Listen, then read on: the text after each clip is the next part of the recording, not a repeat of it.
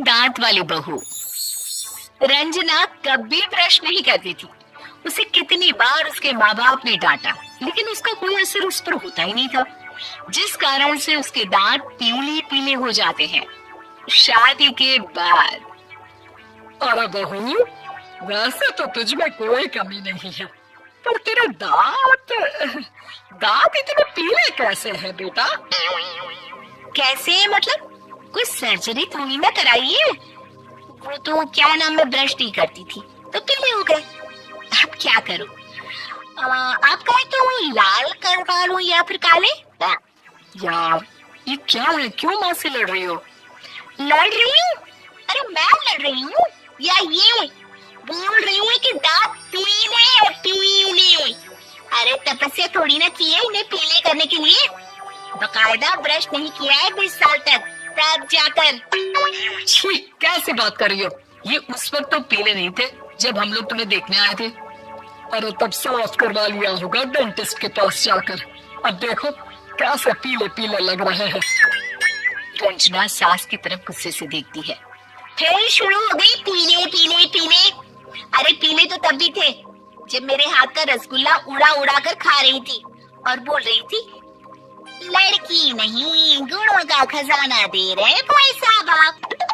खैर, अब वो लोग करते भी तो क्या करते, पीले दांत वाली बहू पल्ले पड़ी थी तो झेलना तो था ही। एक दिन कीर्तन में रंजना गाना गा रही थी।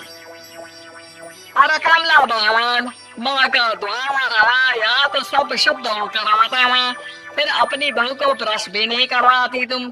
दूर से पीले पीले दांत भक्ति में बाधा उत्पन्न कर रहे हैं। अरे कोई 2 साल की बच्ची थोड़ी ना लेकर आई हूँ मैं बहू बनाकर। अच्छी खासी लड़की है, अरे कैसे करवाऊं ब्रश? ये तो उसे खुद करना चाहिए ना। अब माँ बाप तो उसके जैसे तैसे निपटा दिए, ये नहीं सोचा कि सास कैसे संभालेगी। सास बहू को लेकर घर आ जाती है, लेकिन सोच लेती है कि अब इसे लेकर कहीं नहीं जाएगी। अगले रोज बहू कहती है, अरे क्या हो गया, मंदिर नहीं जाना क्या? कीर्तन का वक्त हो रहा है।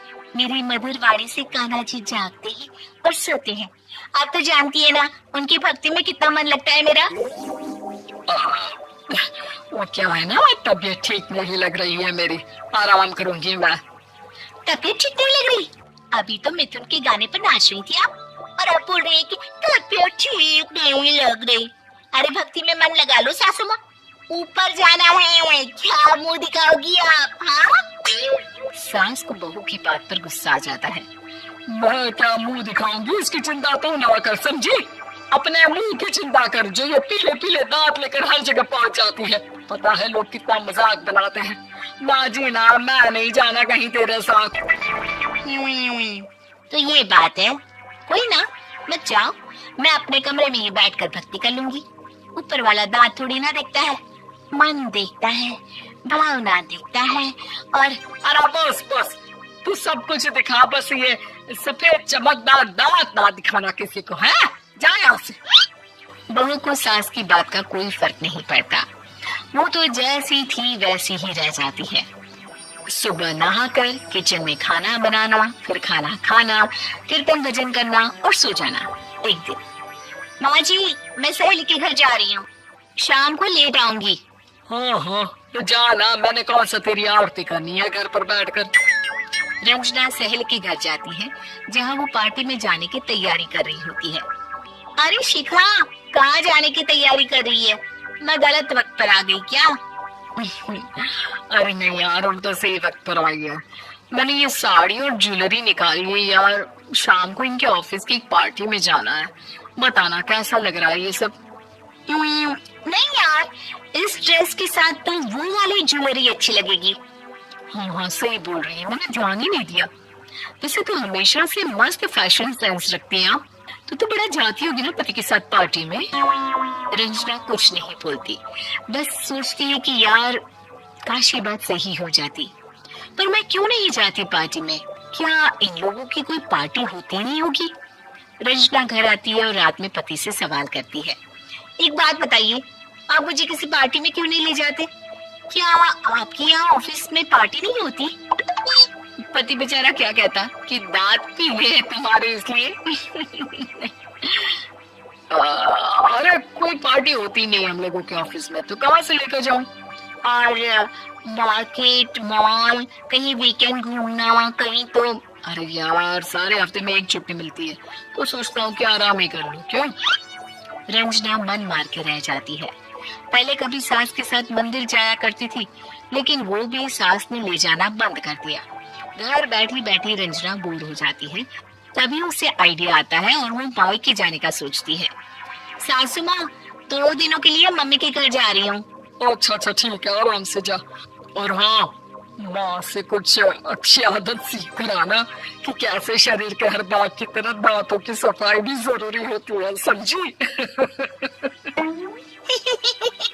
शुरू हो गई ना आप। वो लोग आपकी तरह नहीं है कि छोटी छोटी बात का बतंगड़ बना दे। उन लोगों के लिए मैं मायने रखती हूँ, ना कि मेरे पीले पीले दांत। रंजना माँ को बिना बताए उन लोगों को सरप्राइज देती है, लेकिन जैसे ही वो दरवाजे पर पहुंचती है, अंदर देखती है कि घर वाले कहीं जा रहे होते हैं। अब माँ, काश रंजना दीदी के दांतों वाली प्रॉब्लम नहीं होती, तो वो भी हम लोगों के साथ चलती ना बुआ जी की बेटे की शादी में। हाँ बेटा, लेकिन अब उसे कौन समझाए कि उसको उसके पीले दांत नहीं दिखते, लेकिन उसके आसपास के लोगों को कितना एम्बैरेसिंग फील कराते हैं। मुझे तो कितनी बार उसके स्कूल की टीचर ने शिकायत की कि उसके साथ कोई लड़की बैठना भी नहीं चाहती, और ना ही कॉलेज में कोई उससे बात करना चाहता था। लेकिन पता नहीं क्यों उसे ये बात समझ में ही नहीं आती। कोई कमी नहीं है उस लड़की में, बस यही कि दांत पीले हैं। वो तो भला हो जीजा जी और उनकी माँ का, जो दीदी को जैसी है वैसे ही रखा हुआ है। रंजना को अपने घर वालों की बात सुनकर बहुत दुख होता है। वो सोचती है कि वो क्या करे, लेकिन फिर वो सीधा डेंटिस्ट के पास जाती है, अपने दांत चमकाती है और कसम खाती है कि वो रोज ब्रश करेगी। अरे क्या हो गया? तुम तो 2 दिनों के लिए गई थी ना। पर कोई ना, अच्छा है, चलो आ गई तो। रंजना सास के सामने आकर खड़ी हो जाती है और पूरी स्माइल करती है, उसके चमकदार दांतों को दिखाती हुई। चलो मंदिर। माँ मुझे माफ कर दीजिए, मैंने आप लोगों को बहुत एम्बैरेसिंग फील करवाया। मैं आपसे रोज ब्रश करूंगी।